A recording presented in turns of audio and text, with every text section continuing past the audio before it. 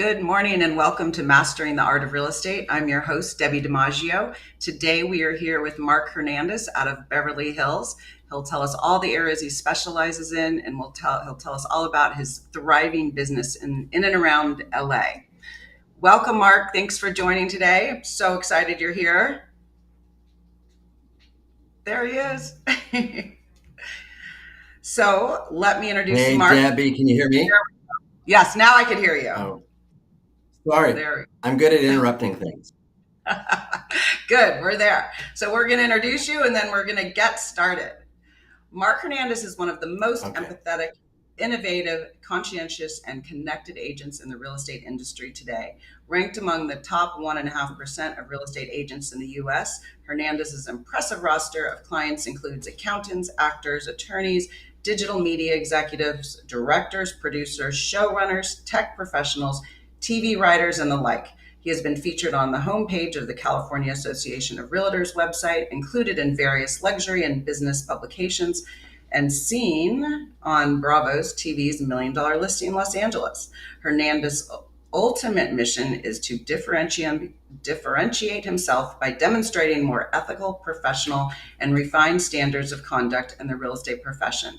His dedication to exceeding expectations for world-class service, innovation, and expertise to buyers and sellers is what truly sets him apart. A graduate of USC's Marshall School of Business with a bachelor's degree in business administration and finance, Hernandez brings a variety of business experiences to his real estate practice, from managing luxury real estate space at South Coast Plaza to servicing entertainment clients at UTA and to leading national digital media sales team for Fox Networks Group, American Idol, and Hulu. An aficionado of art, architecture, music, and film, Hernandez values LA's vibrant social, cultural, and historical diversity. He serves on the boards of the Gentle Barn and Right Girl. Additionally, he supports the Los Angeles Conservancy, Los Angeles County Museum of Art, and the Museum of Contemporary Art. Wow. Okay. I thought I knew you. Well, this is so impressive. I am exhausted just listening to that. I need a Right? nap. I know. That was a lot. It Oh was a my, lot. oh my Okay. goodness. Oh my That goodness. was But a look lot. at you. I mean, you look fabulous. Thank you. It's a little hot here in LA. I just got back Oh from my Palm gosh. Springs. Now I know why now I know why you do these podcasts. By the way, where is this going to sit? Are you going to put this on your MySpace page? I don't have a MySpace page. This is going to be on YouTube, Spotify. Oh gosh, there's a whole list. It's anywhere where you get your streaming. Anywhere All where you right. get your streaming. I love that. Okay, so many of my guests have come out, some have come out of retirement, some have come out of charity work. A few were teachers, actually, a handful were teachers. One person was actually, he worked for the police department in San Diego, but he was also part of the SWAT team, which I thought was pretty cool. I want to do a whole interview on like what his life was like on the SWAT team.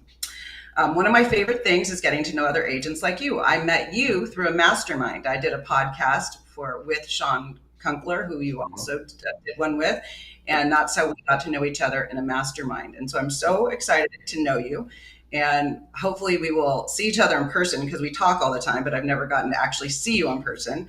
And so I want to talk about your career. When I started this podcast, I was thinking, I want to help new people, but I also want to help agents who are seasoned and they kind of have to relearn. If you've been in the business for 30 or 45 years before the internet, always new things are coming along. And a lot of times the older generation doesn't want to embrace social media, and the newer generation is getting started and they're trying to connect and network. And so I'm talking to my 25-year-old self, and then I'm talking to myself who's been in the business for 35 years. So let's dive right in. The first thing I want to know was, did you have a career prior to real estate? And what was that?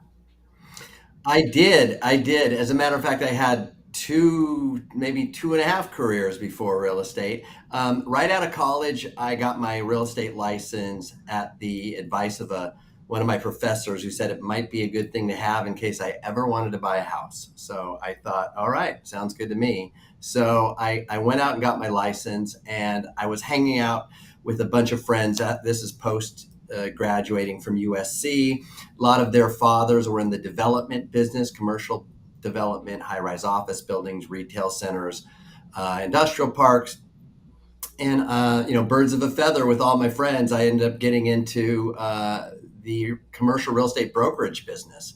Started with specializing in high-rise office building sales and leasing. So that was my first career. From there, I pivoted into commercial property management, where I went to work for the Segerstrom company that owns South Coast Plaza. So I managed and operated their high-rise office space and their retail space as well. Learned a lot from that experience. From that point of my career, I pivoted into the entertainment business. I went from a six-figure career in commercial property management at the age of 34, and I went to work in the mailroom at United Talent Agency, making $350 a week. And Wow. my parents thought I was crazy. In hindsight, it was the best thing I've ever done.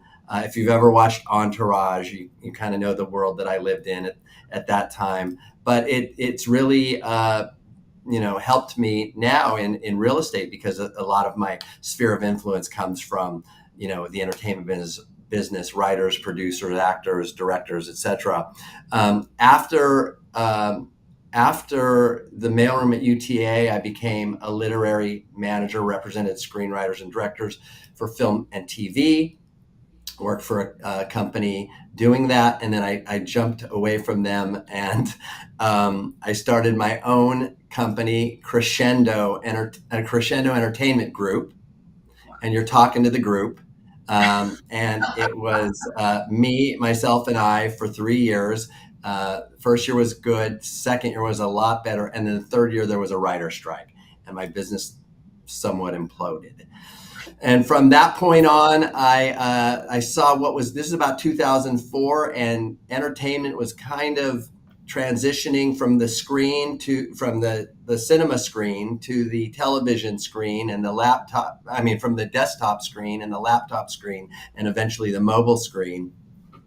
And I went to work in digital, digital media within the entertainment sector. Had a couple of jobs doing that, and then I landed the job of all jobs, one of my favorites, which was becoming the national ad sales director for Fox Television Network and American Idol and all of their ancillary channels, which included FX and Speed and National Geographic. It was an amazing opportunity, and I did that for 7 years until there was a reduction in force, and I got packaged out with about 25% of the staff.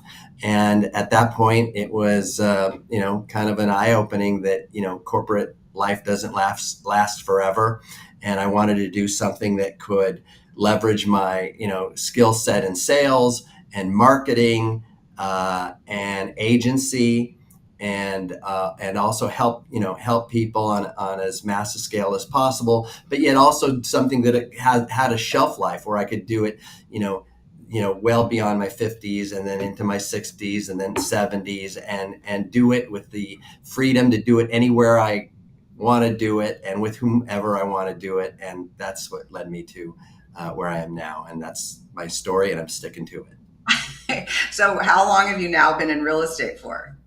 I've been in real estate 7 years. I just celebrated my 5th year anniversary with Compass. Before that, I was with Douglas Elliman for 2 years, and all of my residential real estate career has been within the offices of real estate brokerages in the Beverly Hills market. Okay, so first of all, that's impressive. You've had like 5 careers. I mean, that is so much. So I'm assuming, because you have got into real estate after you had such a thriving career, I'm assuming you have such a huge network. Did that translate into your clients today in real estate? Absolutely, absolutely. I mean, that's predominantly I work with anyone. I don't care, and I don't care about the price point. I've helped everyone from, a $400,000 condo to a $12 million apartment complex, and a lot in between. And it doesn't really matter the price point. I just like to work with good people that also want to work with good people and achieve a common objective to get, the best opportunity, the best investment, the best real estate they can. Well, But back to what you were back to your point earlier, it just happens that a lot of my clientele happens to be within the entertainment sector, and that's also led me to be one of the agents within the Compass Sports and Entertainment division. oh, nice. I didn't know that. You said that quite quickly. You're in the sports entertainment division at Compass. That is very, very good. Well, that's why we connect so well. We have a tagline: luxury is a service, not a price point. We absolutely agree on Great. that. It doesn't matter what price point. When we're helping someone, Oh, you froze up. we're Oh, you're helping the back. Okay. can you hear me? We're helping the person, and it doesn't matter. And a lot of times, you never know, that small deal might turn into a big deal, right? So, but it's really about helping people, and I think that's 100%. we connect so well there. So, do you recall your first client and your first transaction, or I both? do. My first client was someone I met at an open house. Um, in West Hollywood, and young gal with her mom. I hit it off with both of them and started showing the daughter properties, and we ended up doing the first transaction. Probably, I don't know. I think it took me about 3 months or so, but we finally did a transaction at Shoreham Towers, Oh, and I will forever be. I love that building. It's a great building, and it means very a well. lot to me because that was my first. Oh, that's Yeah. awesome. And it's nice now that it's remodeled so nicely. Right? Yeah, absolutely. So Absolutely. great. I love that building. Six Um, hundred, $600,000 condo. and That now, was my how much first is deal. that I was condo? Now, how much is that condo? Do you so excited. We might be selling it off market. It's probably about 1,000,001. Yeah, crazy. That's crazy. So let's talk about your area. I know your office is in Beverly Hills, but I'm assuming you also handle other areas. Tell me about some of your favorite areas, if you have favorite areas, and where are the other areas you service? So I handle the greater Los Angeles area. I was born in Los Angeles. I was educated at USC in Los Angeles. I know the city very, very well. I usually tell people that I'll go wherever my clients need me, right? Okay. If they want to work with me and they need my help, I'll go anywhere. But where I predominantly work is from Silver Lake to Santa Monica, from Venice to the Valley. Okay. I don't do much in the South Bay, like El Segundo and Hawthorne, places like that. I really am out of my element there.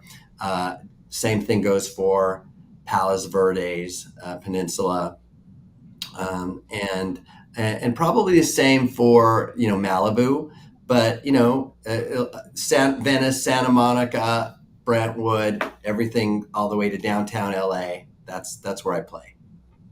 Yep. No, I agree. Someone called me from New York yesterday to refer me something in San Francisco, and my primary area is the East Bay. And during COVID, I would have done it because there's no traffic. But when you now with traffic and you have to cross a bridge, it's just better to refer it out. So it's kind of like LA is so spread out. So for you to refer it to Redondo Beach, someone down there, or it's just, and each of our areas, as you know, there's so many different nuances. So it's Yeah, nice to. I think that's a good agent who refers it on to someone who really knows the nuances of those areas. So I like that. I agree. What organizations or social networking are you involved in today? As far as social organizations, I'm on the board of directors of two nonprofits. The first is called the Gentle Barn, and what we do is we rescue and rehabilitate predominantly farm animals and rescue them from abuse and slaughter. And then we pair them with marginalized kids and teens, and really watch the healing occur. We're based in Santa Clarita. We have locations in St. Louis and in Nashville. And it's been very gratifying for me and my family to be involved in the Gentle Barn. My son, Lennon, named after the guy behind me, Oh, is 12. He's about to be 13 years old, and he literally grew up on the Gentle Barn. We would go there every Sunday. They're open every Sunday, 11 to 2. And ever since he was like one, he's out, petting pigs and holding chickens and just being along side with nature, and it's been fantastic. The other nonprofit that I'm involved with is called Right Girl, and what we do is we work with teen girls that are looking for mentors in writing, and we mentor them, anything from prose, poetry, screenwriting, television writing. We help them get into college and better colleges than they normally would have applied for without our help. And that too has been very gratifying. That's amazing. I love to think that you're in LA, and then the Gentle Barn. Speaking of that one, is so nice that even though you're living in a city, and you were able to get your son to be near the animals, and I think that's amazing. I went out to Malibu once. I met a gal, and there was a farm out there, and she was kind of caring from all the animals after the fires, and I guess in Oh, Malibu, that's and it's much so cool needed. to be, yeah, to be out there with the animals in nature. It's so amazing. I love it. Um, Tell us a few favorite things you love about the areas you sell. Like, people will be listening to this from in different places, not just locally. So let's paint a Yeah. picture of favorite neighborhoods. I like downtown LA. Downtown LA reminds me of my childhood. My father was born at LA County General Hospital. My grandfather owned a manufacturing business downtown Los Angeles. So even though I grew up in the San Gabriel Valley out in West Covina, my dad used to drive me this big city and take him to his. Well, my dad also became a manufacturer downtown LA, so he would drive me into the city, and we'd go eat breakfast at the Pantry, which has been there since like I remember 1908. that. Right? Have you been? Have you been? It's Yeah, yeah, years it's ago. classic. Yeah. It's classic. And so downtown LA just really, reminds me of my childhood. I love Silver Lake and the bohemian vibe to it, and how creative, a lot of the retail and the restaurants are there. I like Hancock Park and Larchmont because to me it's there's a lot of you know classic homes and kind of generational wealth there that is very special. I like that market as well. West Hollywood, the Sunset Strip. I have a really cool. You'll have to check it out. Really cool website that I created called the Sunset Strip Condominiums.com. Also Okay. sunsetstripcondos.com. And I basically developed this site because of my love for music. And to me, the Sunset Strip reminds me of like the Whiskey A Go Go and, Red Hot Chili Peppers and Rage Against the Machine playing at places along the Sunset Strip, like back in the 90s, right? So I developed this site, and it features 11 high rise properties. It has IDX feeds so that you can see what's available in the properties. Has a really cool rock and roll feel to it, and you can actually drive a 1956 Porsche Spider, a little red car, down the strip with using your arrows on your keyboard. Oh You'll my have to check. God, that's so cute. I love You'll it. have to That's check it so out. And creepy. then I love Beverly. Of course, I love Beverly Hills, and the beautiful. Oh, back to the Sunset Strip. I love the bird streets and the amazing properties and the views up there. I love Beverly Hills, and then also Santa Monica is beautiful as well because of its proximity to the pier and the promenade and everything coastal.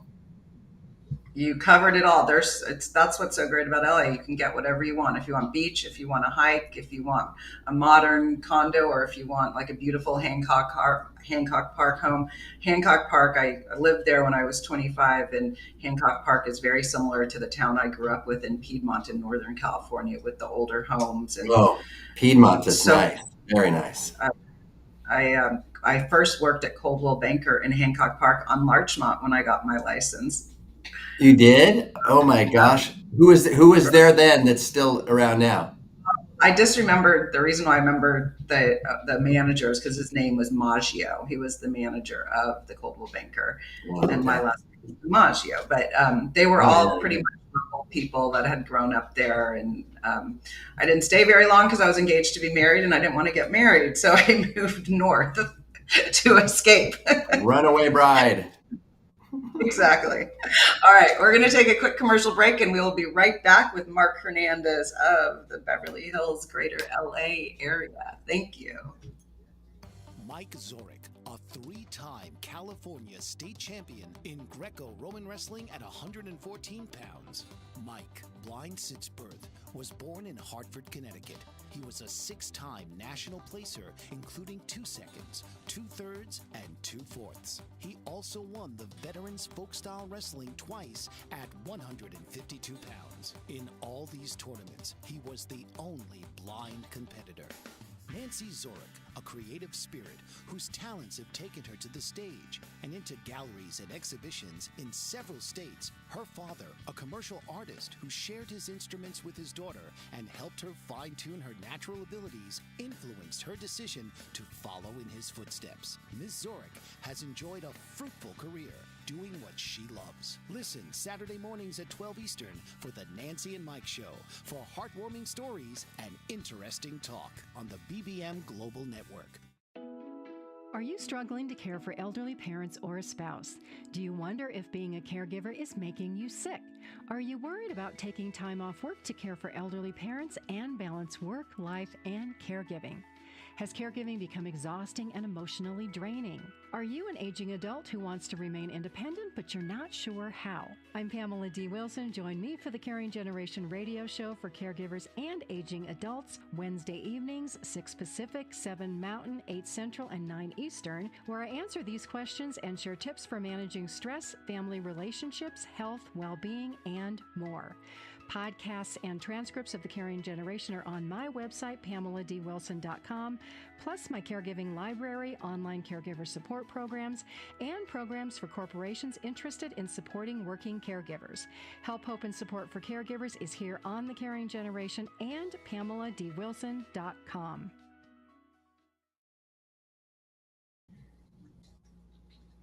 Welcome back to Mastering the Art of Real Estate. I'm your host, Debbi DiMaggio, and we are here with Marc Hernandez in Beverly Hills. Thank you so much for joining us. It's so fun.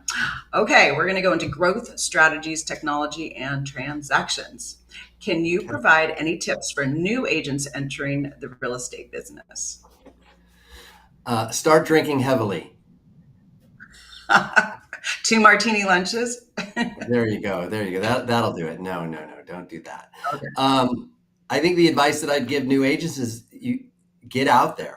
You have to get out there. You have to, you're not going to, a new agent isn't going to be successful if they're in an office or working at home, sitting behind a computer all day long, right? You have to, set up coffee meetings, go to events, go to parties, go to, your kids' school, show up. You have to be seen. You have to be on the scene to be seen, right? So very, very, very important to be out there. And, there are statistics. I think there's data that shows it takes on average between 40 and 50 conversations to equal 1 transaction. So if you're not having those conversations, right, the transactions aren't coming. The more conversations, the more business, right? So open houses, host as many open houses as you can. My first year in the business, I did something like 250 open houses. I would average 7 open houses a week. And people are like, wait, you did one every day? The way I did it is I would do Wednesday 3 to 5, Thursday 3 to 5, Friday 3 to 5. I'd bring my tripod for my iPhone. So if it was slow, that open house would become my production studio, and I'd do real estate videos, right? And it would be my office. And I always tell people a slow open house is better than no open house, right? So Wednesday, Thursday, Friday, 3 to 5, I would do a morning open house on Saturday, say for you, right? And then I would do an afternoon open house for another agent, and then rinse and repeat on Sunday. That would get me to 7. I was always doing open houses. My first deal was because of an open house. And it comes back to the conversation thing. If you're at open houses, you're having conversations with people that are raising their hands saying, I want to buy a property, right? So best place to develop your conversational skill. Everybody talks about role playing, well, which is great. The best role playing is getting out. Well, is getting out and doing open houses, right? But it's even better is to do the role playing before the open houses. But so, and the same thing, I've met clients, at parties, at events, at, going to an art gallery, get together. Someone on my team, I have 5 agents on my team, said they picked up an agent not long ago in the aisle at Target, right? So anywhere you can create a conversation is a potential, deal or referral. Okay, that's amazing. Okay, seven open houses a week. That is so impressive. I'm gonna take that segment and give it to all my agents who I'm training. We tell them to get out there, and it's true. It's like I like the part you said about having all those conversations. It's like, and you are in front of people who are interested in buying or selling a house, or they're interested, period. But you're also adding all those conversations to your week, and both Saturday morning and Saturday afternoon and Sunday morning and Sunday afternoon. That is impressive. You are serious, and I just love it. That is just, I can't say how important it is. It's getting out in front, and it's not like that the one thing about agents, and we'll hire a new agent and I'll go over my training with them, and then all of a sudden I won't see them, and I'm like, oh, I guess they're just independently wealthy, or I don't know what they're doing because I never see them. And then all of a sudden, they'll resurface and they're like, well, I did one open house on the weekend, and I work from home. Like, working from home, you're not in front of people. You've got to be.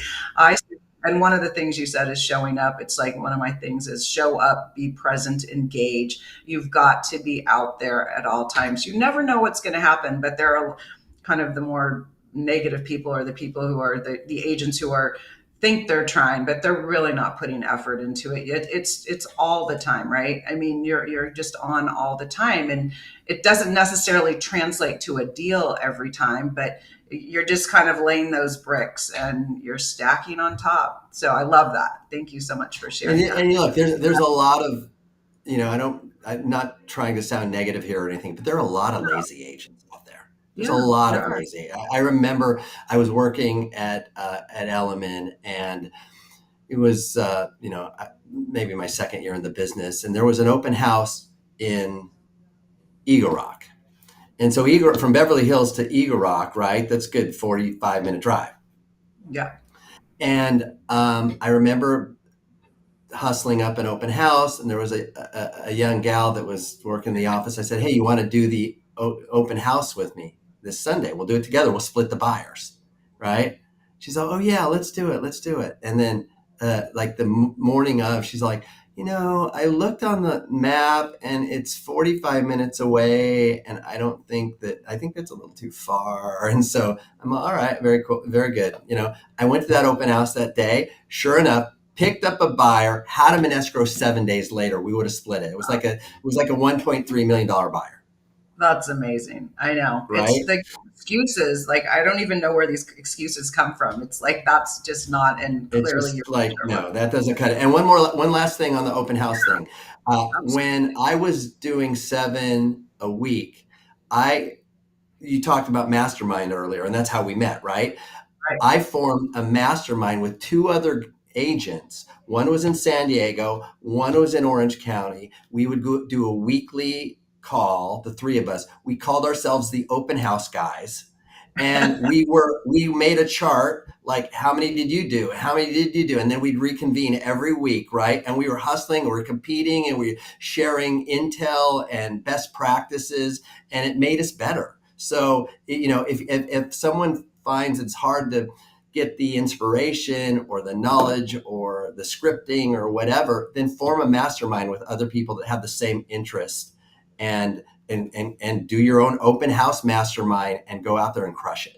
That is amazing. So what you're saying is you're holding each other accountable, and you are growing together. So you guys were like, you were an accountability coach for one another, and it's like have a little competition, and you're supporting each other, but you can count on each other to hold you accountable, and you want to win, and you want to perform for your team. And I think it's brilliant. So, okay, I don't want to leave this topic. I want to talk about how you do your open houses. You do an open house from this time to this time. What do you do to set up your open house? Maybe a couple days before. Like, give me the whole process for a Marc Hernandez open house. I think one of the things that comes to mind that is really important is that you're doing your pre-marketing. It's like opening a film, right? Like you want to get the word out like at least a week in advance, and you do it through email blasts to, whether it's your sphere or agent to agent. You're posting on social media. You're doing an Instagram reel about it, right? And you're getting the word out that way. The next thing is that I think it's important to have a lot of signs. I think a lot of people, say they have 3 signs to their name, right? And you've got to have, I think you've got to have a lot of signs, because you just never know, right? Look, a lot of people go to open houses and they don't go looking for signs. They find it on their phone. That's where everything starts. But there are cases that are just out.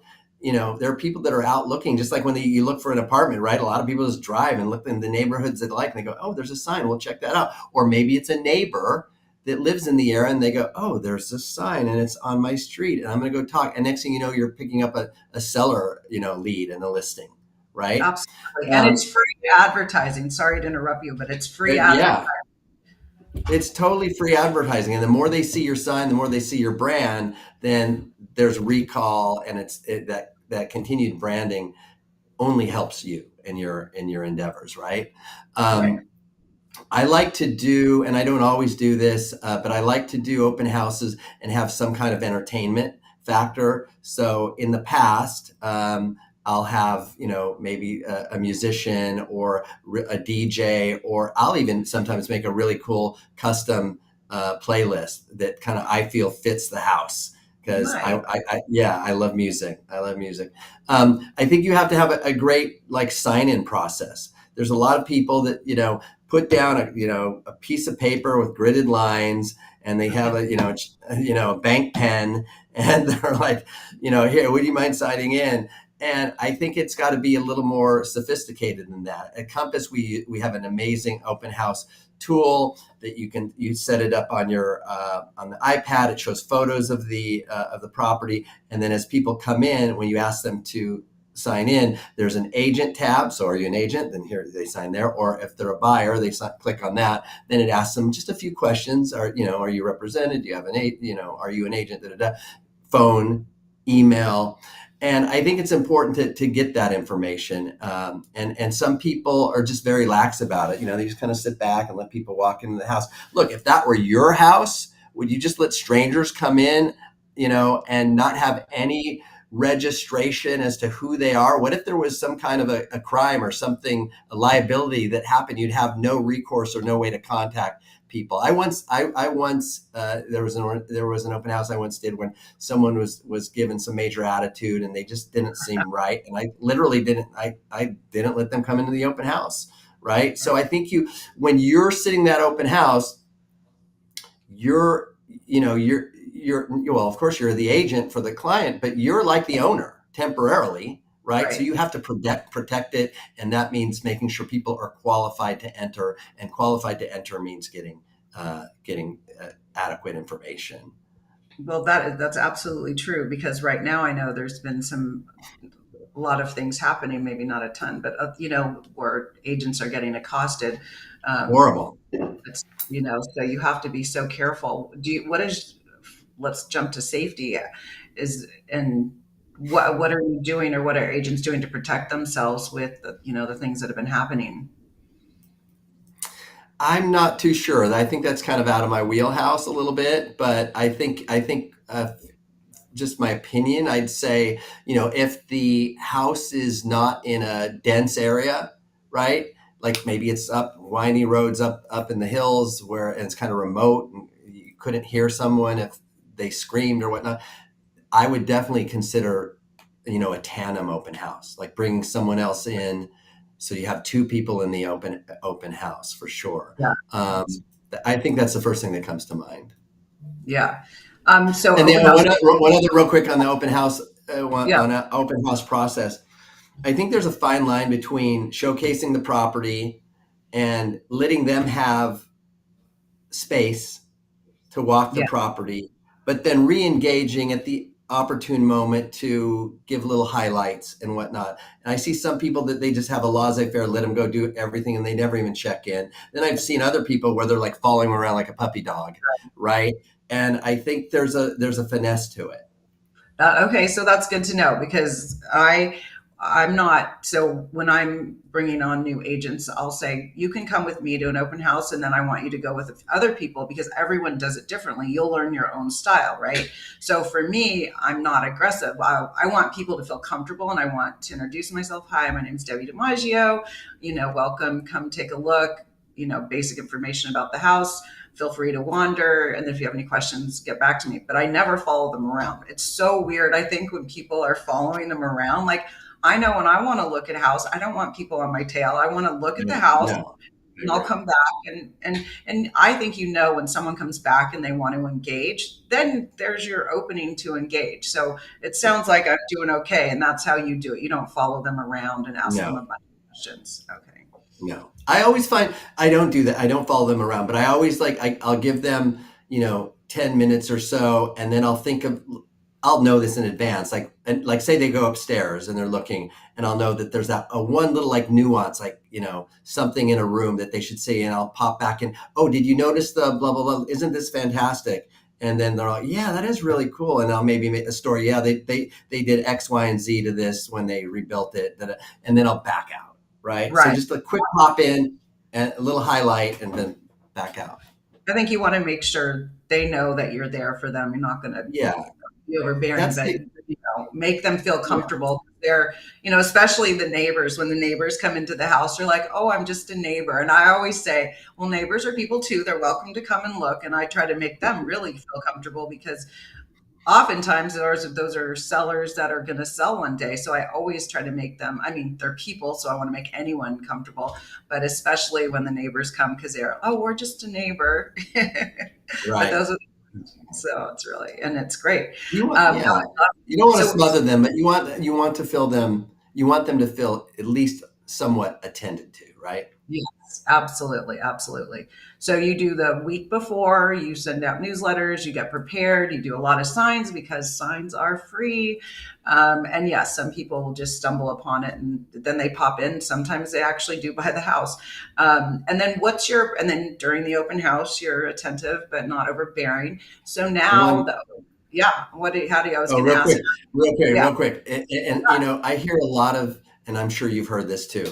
Oh, I don't have time for social media. I don't understand it or whatever. It's so important. I can't tell you. I was trying to calculate the other day how much I have earned as a result, directly attributed to social media. And really? I calculated the last, it's probably even higher, but to be conservative, I've earned probably over $500,000 in gross commissionable income that is directly attributable to my social media posts on Instagram, Facebook, and LinkedIn.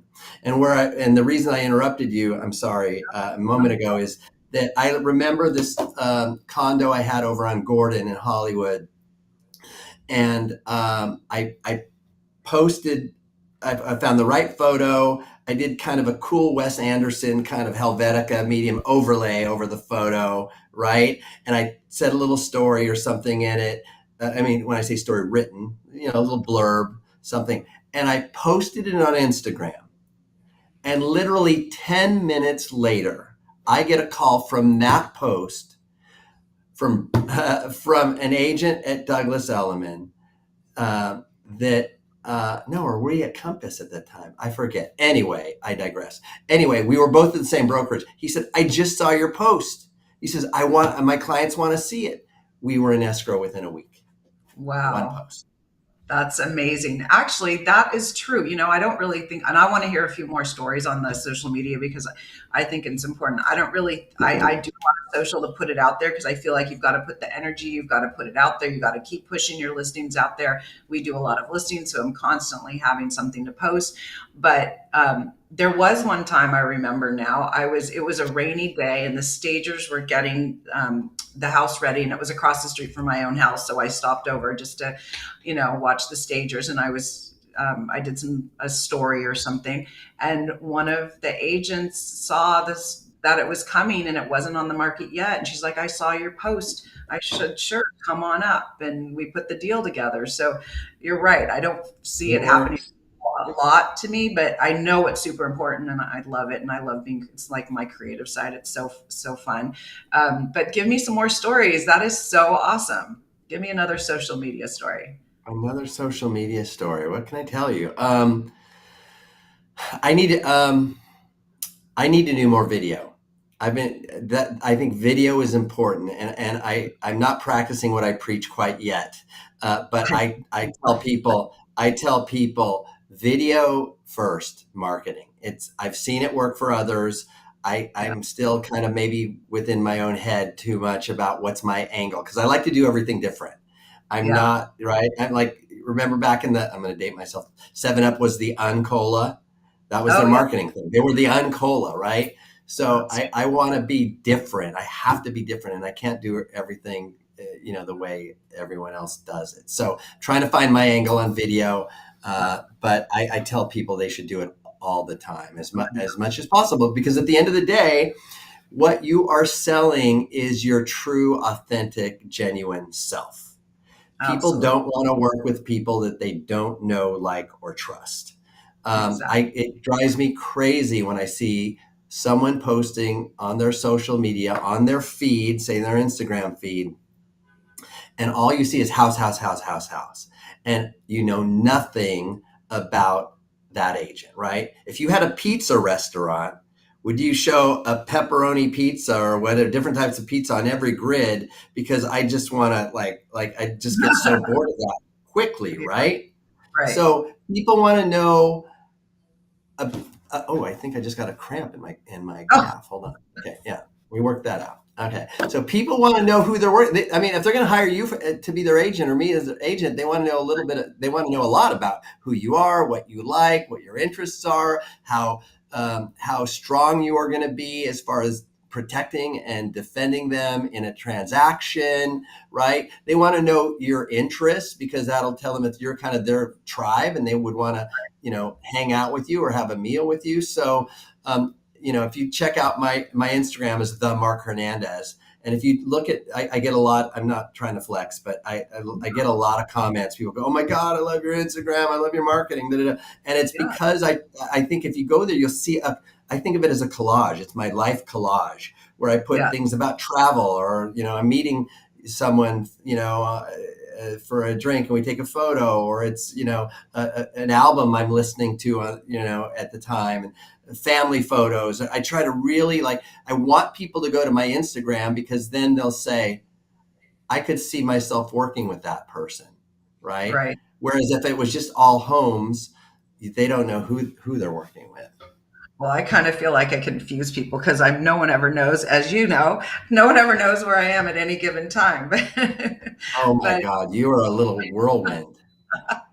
but it's, yeah, sometimes I go, oh, maybe I'm doing too many things. I shouldn't show all of that. So I'm listening to your advice and what you're giving people, because I'm like, oh, is that too much? Is that like over the top? And I'm in 6 different places in an hour, and I'm like, oh, maybe I shouldn't be showing all that. So I guess we just can't overthink it. We just have to do it. Like, okay, so last night, before we go to commercial break, because there's no way we're going to get to all our commercial breaks, but last night I was at Ocean Prime. Speaking about networking, I was at, I think, Aaron Brown's. Oh, Maybe? Aaron Brown, I missed that. I wanted to go. I Yeah, so couldn't make it. I Yeah, was there last night, Eric is great. and I said, Eric, and I said, of course, do you know Marc Hernandez? Do you know Marc Hernandez? And everyone's like, yes, I love him. And then really nice young man, Bruce. Bruce Arena. He is adorable. He Can I guessed I was, interrupt you for a second? yes, you can. When I posted that Instagram on the condo on Gordon, Bruce is the one that responded, and we did the deal together. Oh And my yeah, God. isn't that something? And I'll just say, I'll take a little bit of credit for being instrumental in bringing Eric and his team over to Compass. Oh, that's awesome. Yeah, No, I that love was those guys. I love them.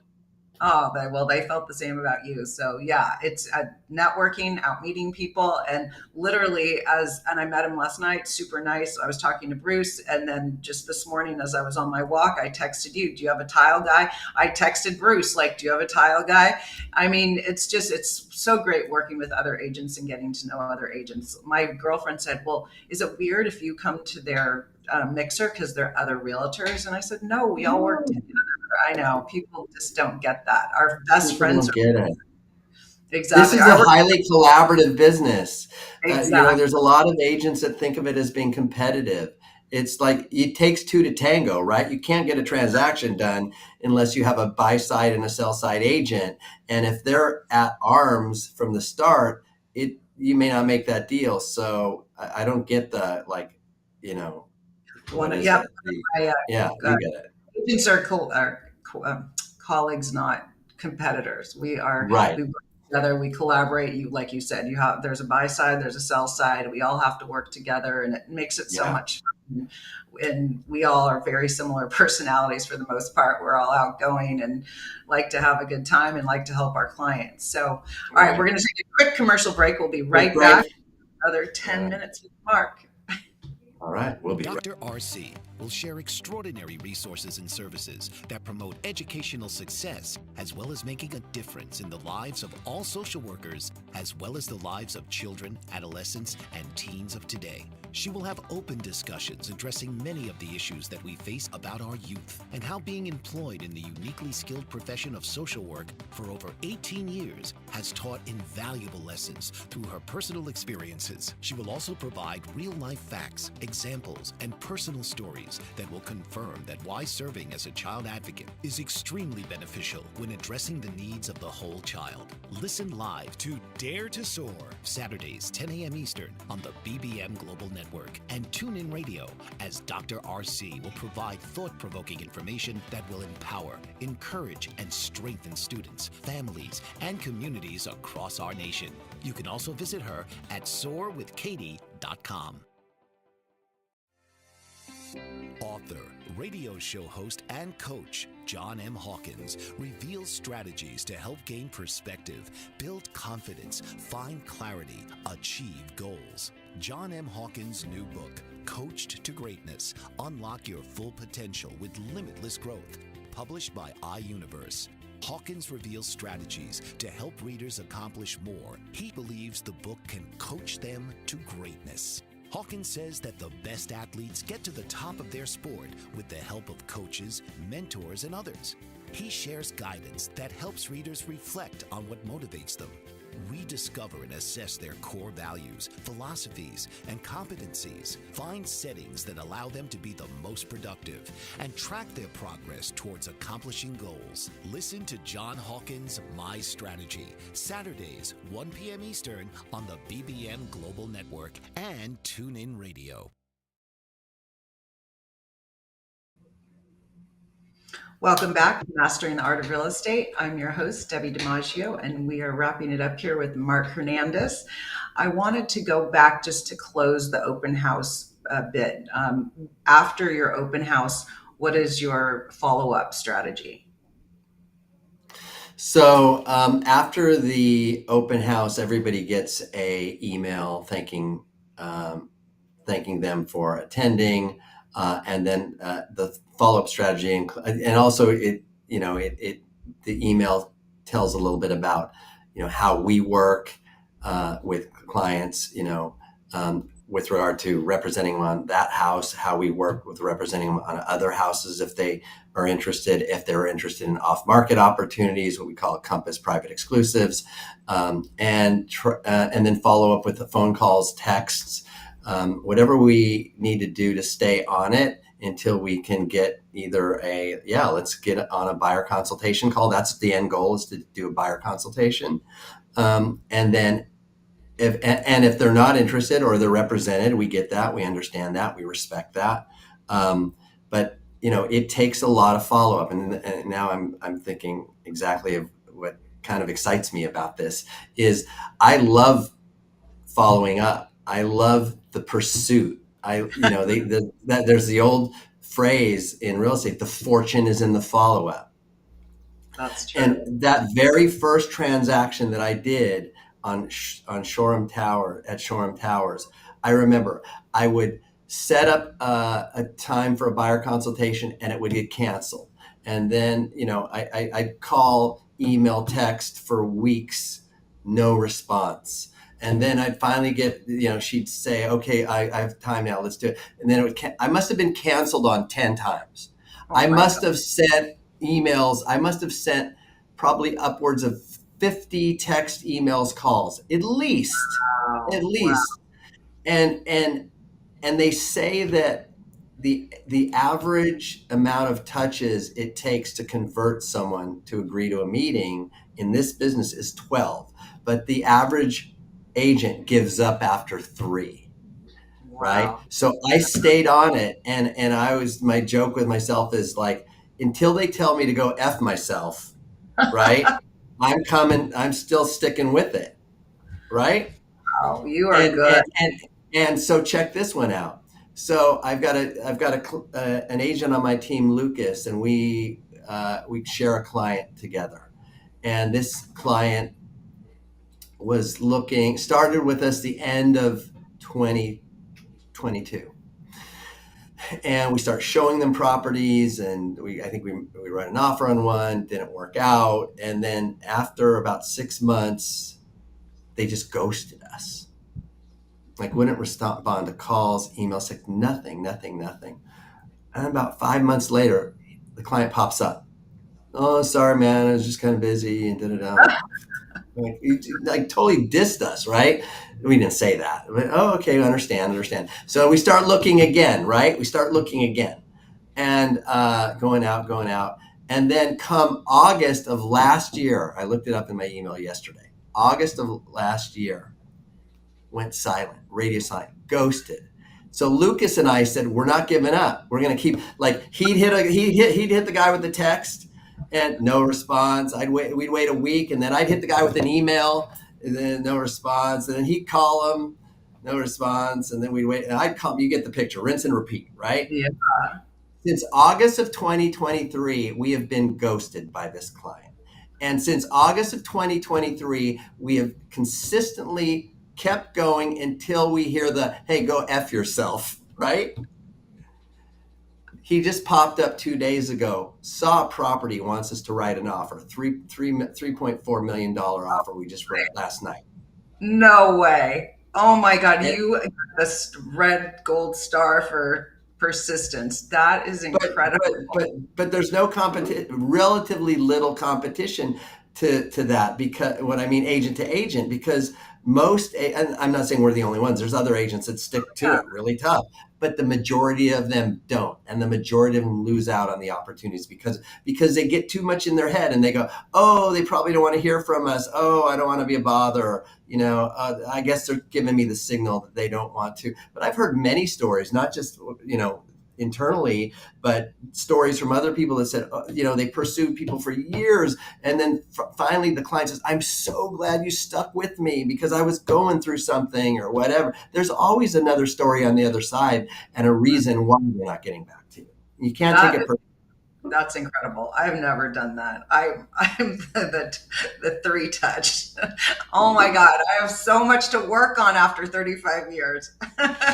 Oh my gosh. We only have 5 minutes left. Okay. Oh, 5 minutes. Okay. Let's go. I want to talk about listings. You've got a listing.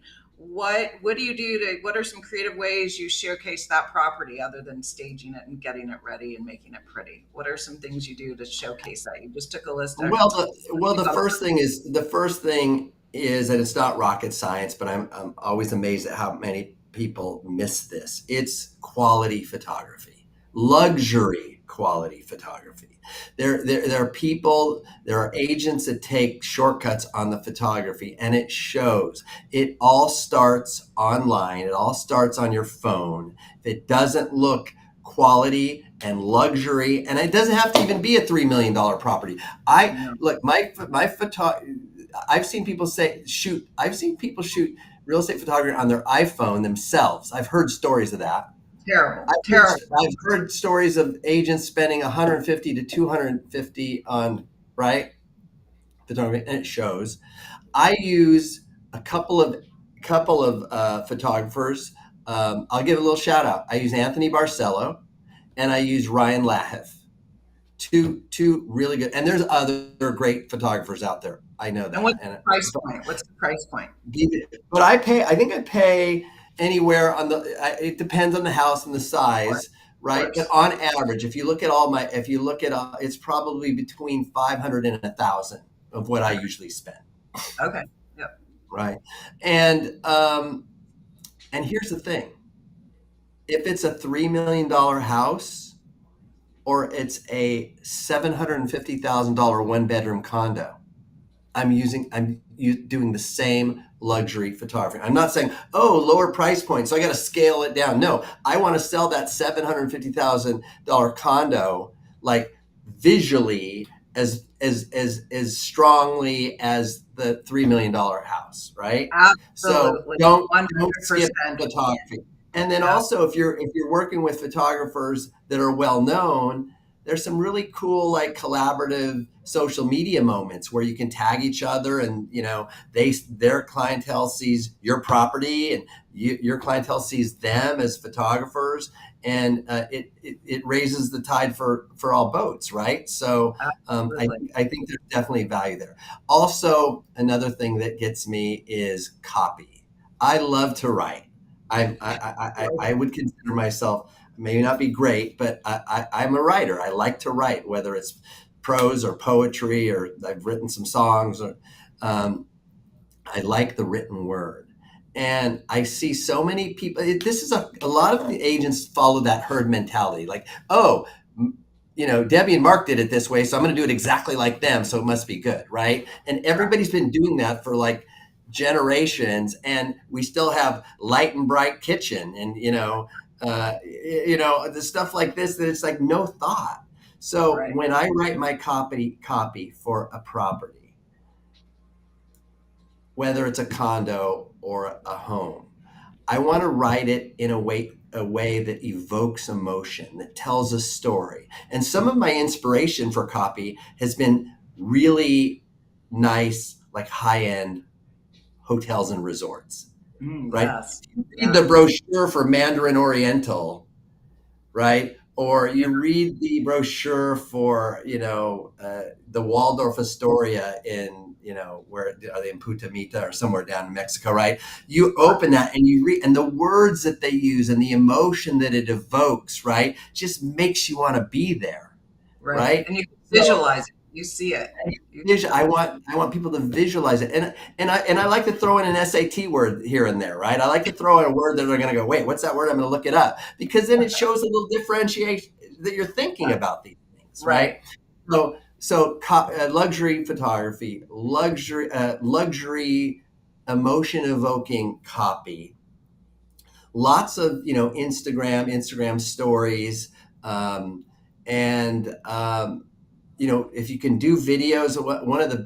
I sold a property in Sunset Park in Santa Monica with Taya DiCarlo. Shout out to Taya. We hired a videographer, and if you know Sunset Park, there are the streets in the 20s where they have these fig tree. They're tree-lined streets with at least 100-year-old fig trees. And so we had the photographer out there, and we wanted to do something fun, and she dressed up and I dressed up, and we did kind of a using Reservoir Dogs as the inspiration, and we did kind of the slow motion thing with that kind of music, walking down the fig lined trees, right, and then go to the house, and it was a lot of fun. So if you can do a video that isn't just about going through the house, right, but you also you as agents can integrate into it and integrate the neighborhood as well, and do it in a storytelling way, I think that goes a long way too. Well, thank you so much, Marc. We had 2 more pages, but we're over time, and it was so amazing. And I'm going to implement many of the things we talked about today. And I look forward to having you on again so we can do part 2 and finish our conversation. How can people get a hold of you? What's your Instagram handle again? Instagram is the Marc Hernandez, and Marc is with the C. And my email address is marc.hernandez@compass.com. And I tagged him this morning on my Instagram, Debbi DiMaggio on Instagram. Debbi with an Nice. I. All right. That's Thank you right. so much. Or so much. as I call you, DiMaggio. That's right. That's right. And I Right? love it. DiMaggio. Have a great It's day, been a everyone. pleasure. Thank you so much, Marc, for joining us and for all of your wisdom and your energy. You're delightful, and I can't wait to do it again. Have a great day. Thank you. Thank you. You too. Thank you so much. Tune in each week for another episode of Mastering the Art of Real Estate with host Debbi DiMaggio. Here Fridays, noon Eastern on the Bold Brave TV network. Tune in to where real estate matters matter.